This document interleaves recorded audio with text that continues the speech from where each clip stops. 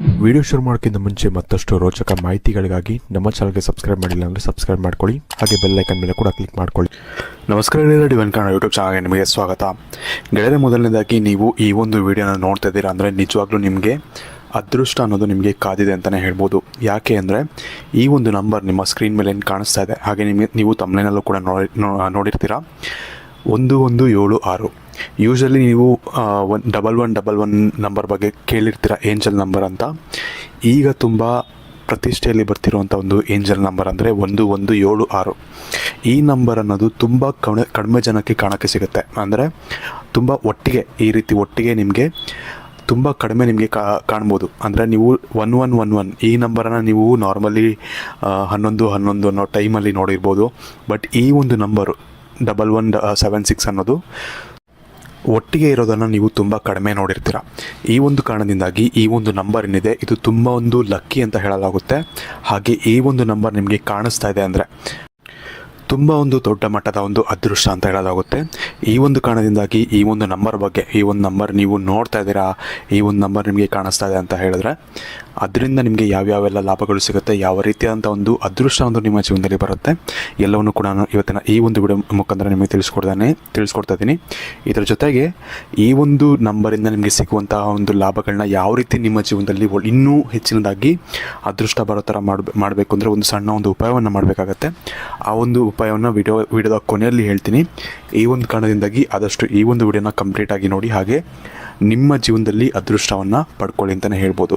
ಅದಕ್ಕಿಂತ ಮುಂಚೆ ವಿಡಿಯೋಗೆ ಬಂದು ಬರೀ ಲೈಕ್ ಮಾಡಿ, ಹಾಗೆ ನಿಮ್ಮ ಇಷ್ಟ ದೇವರ ಒಂದು ಇಷ್ಟವಾದಂತಹ ಮಂತ್ರವನ್ನು ನಮಗೆ ಕಮೆಂಟ್ ಸೆಕ್ಷನ್ ನೀವು ಕಮೆಂಟ್ ಮಾಡಿ ನಮಗೆ ತಿಳಿಸ ಮರಿಬೇಡಿ. ಅದ್ರ ಜೊತೆಗೆ ಈ ಒಂದು ವಿಡಿಯೋ ನಿಮಗೆ ಯಾವ ಟೈಮಿಂಗ್ಸಲ್ಲಿ ನಿಮಗೆ ಕಾಣಿಸ್ತೋ ಆದರೂ ಕೂಡ ಅದೃಷ್ಟ ಅನ್ನೋದು ಆ್ಯಡ್ ಆಗುತ್ತೆ. ಯಾವ ಟೈಮಿಂಗ್ಸಲ್ಲಿ ನಿಮಗೆ ಕಾಣಿಸ್ತು ಅಂತ ಅದನ್ನು ಕೂಡ ನಮಗೆ ಕಮೆಂಟ್ ಮಾಡಿ ತಿಳಿಸೋದನ್ನು ನೀವು ಮರಿಬೇಡಿ.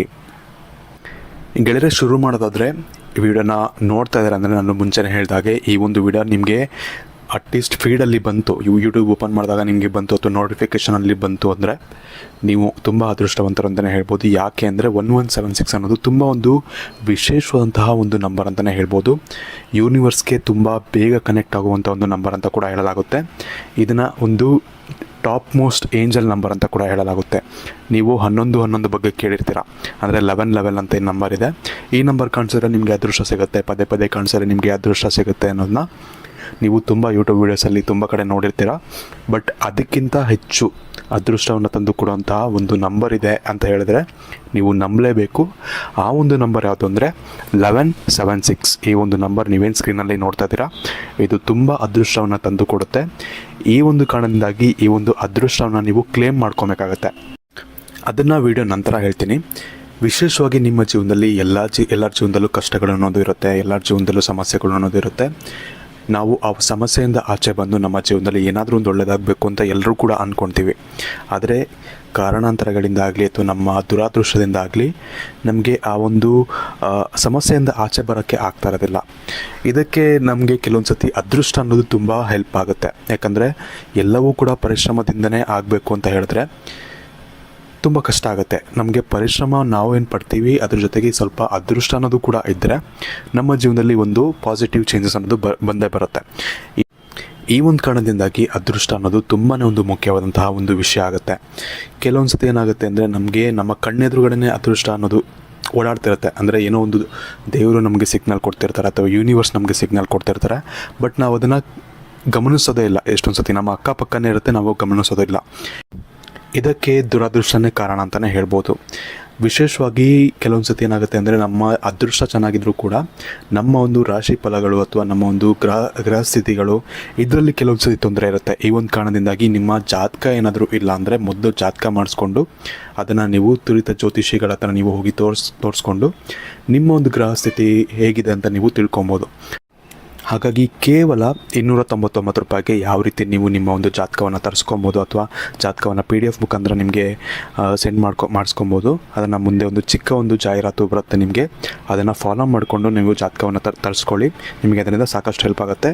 ಅದಾದ ನಂತರ ನಿಮಗೆ ನಾನು ಈ ಒಂದು ಉಪಾಯ ನಾನೇನು ಹೇಳಿದೆ ಅದನ್ನು ಹೇಳ್ತೀನಿ. ನಿಮಗೆ ನಿಮ್ಮ ಮುಂದಿನ ಭವಿಷ್ಯ ಹೇಗಿದೆ ಎಂದು ತಿಳಿದುಕೊಳ್ಳುವ ಕುತೂಹಲ ಇದೆಯೇ? ಹಾಗೆ ನಿಮ್ಮ ಮಕ್ಕಳ ಮುಂದಿನ ಭವಿಷ್ಯ ಹೇಗಿದೆ ಎಂದು ತಿಳಿದುಕೊಳ್ಳುವ ಕುತೂಹಲ ಕೂಡ ನಿಮಗೆ ಇದ್ದೇ ಇರುತ್ತೆ. ಹಾಗಿದ್ದರೆ ನಿಮಗೆ ನಿಮ್ಮ ಹಾಗೂ ನಿಮ್ಮ ಮಕ್ಕಳ ಜಾತಕದ ಅವಶ್ಯಕತೆ ಇದೆ. ಹಾಗಿದ್ರೆ ಇಲ್ಲಿದೆ ನಿಮಗೆ ಸುವರ್ಣಾವಕಾಶ. ಡಿವೈನ್ ಕನ್ನಡ ವತಿಯಿಂದ 499ಕ್ಕೆ ಸಿಗುವಂತಹ ಕಂಪ್ಲೀಟ್ ಜಾತಕ ನಿಮಗೆ ಕೇವಲ 299 ರೂಪಾಯಿಗೆ ಸಿಗ್ತಾ ಇದೆ.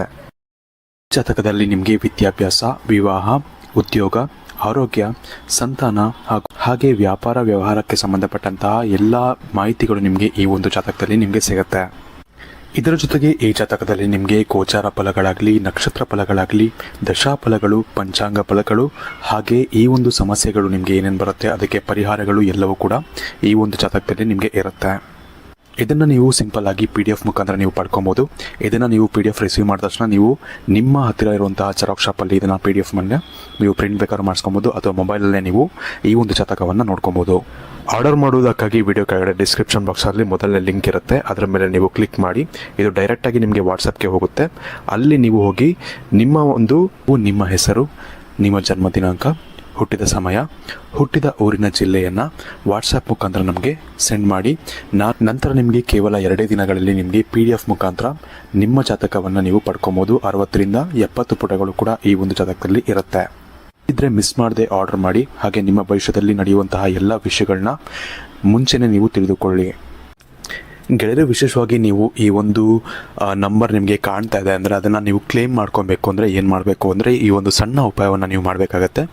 ಏನು ಮಾಡಬೇಕು ಅಂದರೆ ಒಂದು ಪೇಪರಲ್ಲಿ ನೀವೇನು ಮಾಡಬೇಕು ಅಂದರೆ ಯೂನಿವರ್ಸ್ಗೆ ಥ್ಯಾಂಕ್ ಮಾಡಬೇಕಾಗತ್ತೆ. ಅಂದರೆ ಯೂನಿವರ್ಸ್ಗೆ ಧನ್ಯವಾದಗಳನ್ನ ಹೇಳಬೇಕಾಗತ್ತೆ.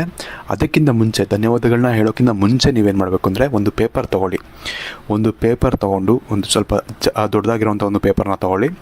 ಅದರಲ್ಲಿ ನಿಮ್ಮ ಇಚ್ಛೆ ಏನಿದೆ, ಇವಾಗ ನಿಮಗೆ ಒಂದು ಕೆಲಸ ಸಿಗಬೇಕು ಅನ್ನೋ ಒಂದು ಇಚ್ಛೆ ಇರುತ್ತೆ ಕೆಲವೊಬ್ಬರಿಗೆ, ಇನ್ನೊಬ್ಬರಿಗೆ ಮನೆ ಕಟ್ಟಿಸ್ಬೇಕು ಅನ್ನೋ ಒಂದು ಇಚ್ಛೆ ಇರುತ್ತೆ, ಇನ್ನೊಬ್ಬರಿಗೆ ಎಕ್ಸಾಮ್ ಪಾಸ್ ಮಾಡಬೇಕು ಅನ್ನೋ ಒಂದು ಇಚ್ಛೆ ಇರುತ್ತೆ. ಈ ಥರ ಸಾಕಷ್ಟು ಒಂದು ಇಚ್ಛೆಗಳು ಅಥವಾ ಈಡೇರಿಕೆಗಳು ಅಂದರೆ ಈಡೇರಬೇಕಾದಂತಹ ಕೆಲವೊಂದು ವಿಷಯಗಳಿರುತ್ತೆ. ಶಾರ್ಟ್ ಟರ್ಮ್ ಗೋಲ್ಸ್ ಅಂತ ಕೂಡ ಹೇಳ್ಕೊಬೋದು. ಈ ಒಂದು ಕಾರಣದಿಂದಾಗಿ ಈ ಒಂದು ವಿಷಯಗಳು ಏನಿರುತ್ತೆ ಅದನ್ನು ನೀವು ಪಾಸ್ಟ್ ಟೆನ್ಸು ಅಂದರೆ ಇವಾಗ ಆಲ್ರೆಡಿ ಆ ಒಂದು ಇಚ್ಛೆಗಳು ಈಡೇರಿದೆ ಅನ್ನೋ ಒಂದು ರೀತಿಯಲ್ಲಿ ನೀವು ಪೇಪರಲ್ಲಿ ಬರೀಬೇಕು.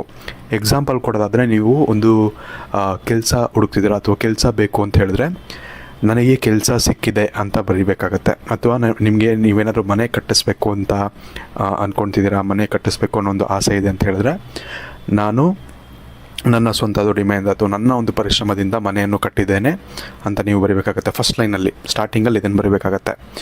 ನಂತರ ಅದ್ರ ಕೆಳಗಡೆ ಏನು ಮಾಡಬೇಕು ಅಂದರೆ ನೀವು ಥ್ಯಾಂಕ್ ಯು ಯೂನಿವರ್ಸ್ ಅಥವಾ ಯೂನಿವರ್ಸ್ಗೆ ಧನ್ಯವಾದಗಳು, ಕನ್ನಡದಲ್ಲಾದರೆ ಯೂನಿವರ್ಸ್ಗೆ ಧನ್ಯವಾದಗಳು, ಇಂಗ್ಲೀಷಲ್ಲಾದರೆ ಥ್ಯಾಂಕ್ ಯು ಯೂನಿವರ್ಸ್ ಅಂತ ಮೂರು ಸಲ ಬರಿಬೇಕಾಗತ್ತೆ. Thank you universe, thank you universe, thank you universe ಅಂತ ಬರೀಬೇಕು.